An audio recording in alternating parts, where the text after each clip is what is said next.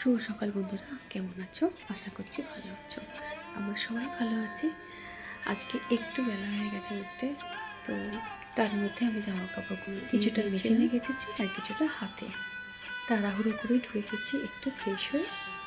রাত্রিরে আমি সবটা পরিষ্কার করে নিই, তবু সকালে যে বাসি ব্যাপার আছে না, আরও একবার গ্যাসের উপরগুলো মুছে নিই। আর আমাদের ডাইনিংটা আর রান্নাঘরটা পুরো পাশাপাশি।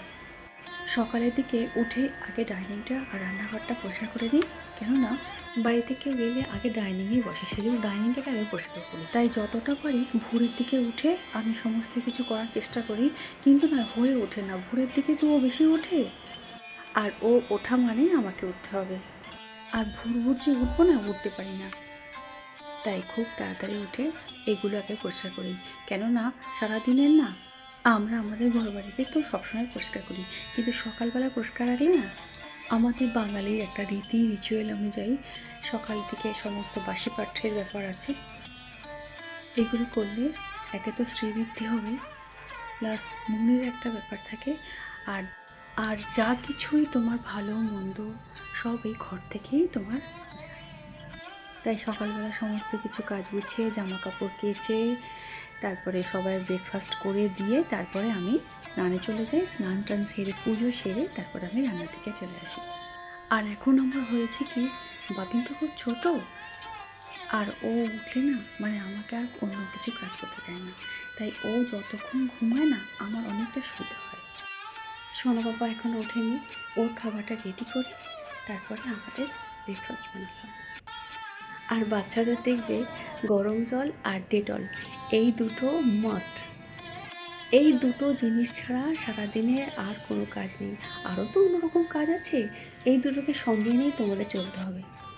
আর ছোট বাচ্চা থাকলে ডেটল, গরম জল আর ছোট ছোট কাঁথা, আর এইগুলোকে সঙ্গে নিয়েই আমাদের চলতে হয়, এমনকি আত্মীয়র বাড়ি পর্যন্ত।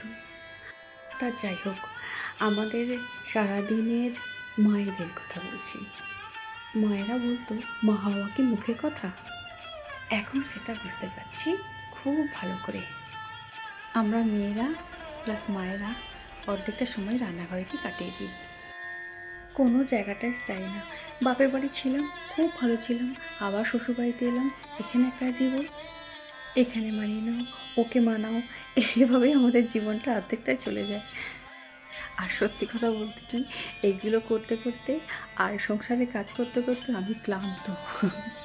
খুব বোরিং লাগতো একটা সময়। একটা সময় আমি চাকরি করতাম, গানও গাইতাম, খেয়াল খুশি চলতাম, খুব ভালো লাগতো জীবনটা। একটু বড় হয়েছি, মা হলাম, অন্য একটা জীবন পেলাম, ভালো লাগা। আর যখন অবসাদ লাগে, ক্লান্তি লাগে, তখন আমি একটা জীবন শুরু করলাম। প্রত্যেক মানুষের কষ্ট আছে, মেয়েদেরও তেমন কষ্ট আছে, ভালো আছে মন্দ আছে, সব কিছু নিয়েই।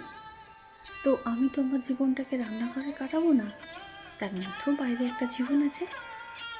সেই জন্য সমস্ত মায়েদের বলছি যে তোমরা রান্নাঘর থেকে একটু বেরিয়ে আসো। রান্না তো করবেই, সমস্ত কিছু করবে, সব আত্মীয়দের মেনটেন্স করবে, বাড়ির লোককে মেনটেন্স করবে, এবারে নিজের কাজের জন্য একটা সময় বের করে নাও। এই ধরো তোমাদেরকে দেওয়ার জন্য একটা ভিডিও বানাচ্ছি বা এডিট করছি, এটা তো আমি নিজের জন্য রেখেছি। প্লাস তোমার যে গুণ আছে, তুমি যে ভালো আঁকতে পারো, যে ভালো গান গাইতে পারো, যে কবিতা লিখতে পারো, সেইগুলো কাজে লাগাও দিনের শেষে। কারণ দিনের শেষে তোমায় কেউ বলবে না একটু রেস্ট নাও, অনেক তো করলে। এটা নিয়ে কোনো দুঃখ রাখার কোনো কারণ নেই। দুঃখ করলে তোমার শরীর খারাপ হবে, মন খারাপ হবে, ভালো লাগবে না। একটু সময় পেলে বিকেলের দিকে একটু ঘুরতে যাও, বন্ধুদের সঙ্গে কথা বলো, নিজের কিছু কাজ করো, এতে করে সংসারের কাজেও মন লাগবে আর তোমার শরীর খারাপও ভালো হবে। আমি তো একজন সঙ্গীত জগতের মানুষ, একটা সময় আমি না গান প্রায় ছেড়ে দিয়েছিলাম, যেটা আমার সব থেকে প্রিয় জিনিস সেটাকেই আমি ছেড়ে দিয়েছিলাম আর ভুলেও গেছিলাম, মানে আমি যে গান জানি। আর সেখান থেকে তোমার অবসাদ, ভালো না লাগা শুরু হয়।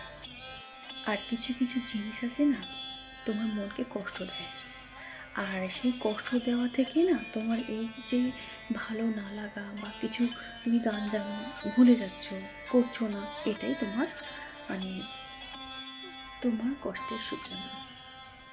আর এ থেকেই তোমার রোগের সৃষ্টি হবে, ভালো না লাগার সৃষ্টি হবে, কিছু করতে ইচ্ছা করবে না। আর সব থেকে বড় কথা কী বলো তো, মন যেটা চায় সেটাই করো, ভালো কাজ করো, দেখবে খুব ভালো হবে। তখন দেখবে কে কী বললো বা কে কী করলো তখন কোনো ম্যাটার করবে না। আমি সারাদিন এইভাবে ভালো থাকি, আর তোমরা যাতে ভালো থাকো সেটাই তোমাদেরকে আমি বললাম। আমরা মায়েরা প্রচুর কিন্তু পরিশ্রম করি, সেটা মাথায় রেখে কাজ করো আর খুব ভালো থেকো। সবাই ভালো থাকুক, আমিও ভালো থাকি, এটাই তোমাদের কাছে বলো। সকাল সকাল ঘুম থেকে উঠে একবার কেচেছি, এখন আবার ফের কাচলাম, কেচে ফের রোদ দিয়েছি, ততক্ষণ শুকনো হোক। আর আমাদের এই জায়গাটা না শহর হলে কী হবে, একটু নিরিবিলি, আমাদের একটু ভেতরে থেকে তো ভীষণ ভালো লাগে, তাই আমি বেশিরভাগ সময় ছাদের মধ্যেই কাটাই। আর ছাদের পাশে একটা ছোট্ট ঘর আছে, সেটা আমি গানের ঘর করেছি। সন্ধ্যাবেলা হলে জানলাগুলো খুলে দিই, আর এখানে প্রচুর হাওয়া। পূর্ণিমা রাতে চাঁদা দেখা যায়, আর আমার রেয়াজ করতে ভীষণ ভালো লাগে তখন। সব দিন হয়ে ওঠে না, সেজন্য সময় সুযোগ বুঝে আমি বাবিনকে রেডি করে ঘুম পাড়িয়ে দিয়ে তারপরে আমি একটু নিজের জন্য রেখে দিই। আর জামা কাপড়গুলো শুকনো হয়ে গেছে, এবার আমি বিছানা রেখে দিয়ে এক হাতেই আমি এগুলো গুছিয়ে নিচ্ছি। ওই হাতে পাচ্ছি, অতটা বেশি পাচ্ছি না, খুব কষ্ট হচ্ছে। হাত নিয়ে অতটা আমার সমস্যা নয়, মানে কিছু করতে পারছি না, এটাই আমার সমস্যা। আর আমার হাত খুব তাড়াতাড়ি খুলিয়ে দেবে বলে দিয়েছে। ওই হাতে কাজ করতে পারছি, কিন্তু একটা হাতে কতটা করতে পারবো বলো তো। তা যেগুলো আমি জল ঠেকানো না, জলের কাজ না, সেগুলো আমি করছি না, আর তবুও আমি করছি। ও, জামা কাপড়গুলো কোনো রকমের ভাঁজ টাস করে চলে এসেছি ফলের দিকে, ফলগুলোকে কেটে নিয়েছি। আর আমাদের কিউইটা না ওরও পছন্দ, আমারও খুব পছন্দ, আমার ভীষণ ভালো লাগে। আর মাকে বললাম ফলটা কেটে দিতে, এক হাতে তো পারছি না, তো সেই জন্য মাকে বললাম, মা ফল কেটে দিয়েছে। বাবিন না ফল খেতে শিখে গেছে জানো, ও না ফল খেয়ে আর স্নান করে দিয়েছি, এখন ঘুমাচ্ছে দেখো। আর ওকে ঘুম পাড়িয়ে দিয়ে আমি স্নানে চলে গেছিলাম। আমার স্নান সারা হয়ে গেছে, পুজো করা হয়ে গেছে, সকালবেলা ব্রেকফাস্ট হয়ে গেছে। তো বেলার দিকে একটু আমরা চা খাই, মা আমি বাবা তিনজনে আমরা চা খাবো, একটু সঙ্গী না হলে। আর আমার একা চা খেতে ভালো লাগে না, সেই জন্য মাকে ডাকলাম বা বাবাকেও রেখে নিলাম, চা খাবো। আর এদিকে আমি ক্যালেন্ডার দেখছি, কেন বলো তো, কবে বাপের বাড়ি যাবো। ভীষণ ভালোবাসার জায়গা, হৃদয়ের টান। অবশ্য সকল মেয়েদের এটা টান হয়। যাই বলে তাই বলে তোমাদের মনে হয় কি জানি না, আমি যখন বাপের বাড়ি থেকে শ্বশুরবাড়িতে আসি, আর শ্বশুরবাড়িতে থাকার পরেই না আমি এক ক্যালেন্ডার দেখি যে কবে ছুটি আছে, সেই সুযোগ বুঝে একটু যাব। এখন তো বাবির ছোট, স্কুলে ভর্তি হয়নি, তো আমি এখনই যেতে পারবো সব জায়গাতে। তো পরে আবার জড়িয়ে পড়বো, কখন স্কুল ছুটি হবে হবে না, তো সেই জন্য আমার যা কিছু এখনই আমাকে করতে হবে। সেই জন্য আমি দেখি ক্যালেন্ডারে আর কতদিন বাকি আছে। আর বাপের বাড়ি মানেই ভালোবাসার জায়গা, আর ওখানে গেলে বাবা মার জন্য এত মন কেমন করে না। যাই হোক, চাটা খেয়ে জামা কাপড়গুলো বাবু নামলাম, এখন আর নামে নামলে বৃষ্টিতে সব ভিজে যেত। এবারে যখন যেটা কাজ সেটা না করলে না, আর এই জামাগুলো জমতে জমতে জমতে জমতে অনেকগুলো হয়ে যায়, অনেক একসঙ্গে কাজ পড়ে যায়। আর এখন যে রোদ্দুরটা দেখছো, এই রোদ্দুরটা কোনো গ্যারান্টি নেই, কখন কোন মুহূর্তে বৃষ্টি চলে আসবে কেউ বলতে পারবো না। আর আমাকে খুব ঘোরতাড়া করেই কাজ করতে হয়। সকালে ঘুম থেকে উঠে আমি এতটুকু বসি না, আর আমি জানি বসলেই আমার দেরি, আর সেই জন্য আমার এত শরীর খারাপ না। আর এখন আমার খুব দুর্বল লাগছে, বাবিন ঘুমায়, বললাম না বাবিন যখন ঘুমায় তখনই আমি কাজ করতে পারি। এখন মনে হয় কী বলতো, যে আরও 2-4টে লোক বেশি থাকলে ভালো হতো, একটু তো নিতে পারতো, বা আমি একটু রেস্ট নিতে পারতাম।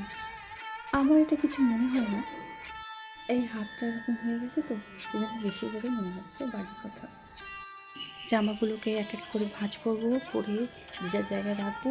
আর এই জামা কাপড়গুলো যদি আরও জমে যায় না, তখন করতে ভীষণ কষ্ট হয়, আর তখন একদম ভালো লাগে না, তখন তো আরও তো অন্য কাজ আছে, সেগুলো আর হয়ে ওঠে না। সেই জন্য যখন কাজ সেটাই করে নেওয়ার চেষ্টা করি আমি। আর ছোটো বাচ্চা তো, আমাকে কতবার যে জামা চেঞ্জ করতে হয় তার নেই ঠিক, তাই আগের মতো সুন্দর করে আমি আর এখন ভাঁজ করতে পারছি না, যেমন তেমন করে রেখে দিচ্ছি, কেননা সময় হচ্ছে না। জামা কাপড় ভাঁজ করা হয়ে গেছে, এবারে দুপুরে খাবারগুলো রেডি করেছি। এখানে যে দেখছো কচুরলতি, এটা আমাদের বাড়িতে একজন বানিয়ে দিয়েছিল। এর আগে আমি এত বড় হয়েছি কচুরলতি কোনোদিন খাই না, তো ফার্স্ট টাইম ট্রাই করেছি, কিন্তু ভালো লেগেছিলো বলে আমি সেদিনকে করে দেখালাম তোমাদের। আলু দিয়ে বাটা মাছের ঝোল হয়েছিল একটা, আর চিকেন হয়েছিল, তারপর আমের চাটনি, স্যালাড, কচুরলতি এইসব। আর হ্যাঁ, চিংড়ি মাছ আলু দিয়ে একটা ঝোল হয়েছিল।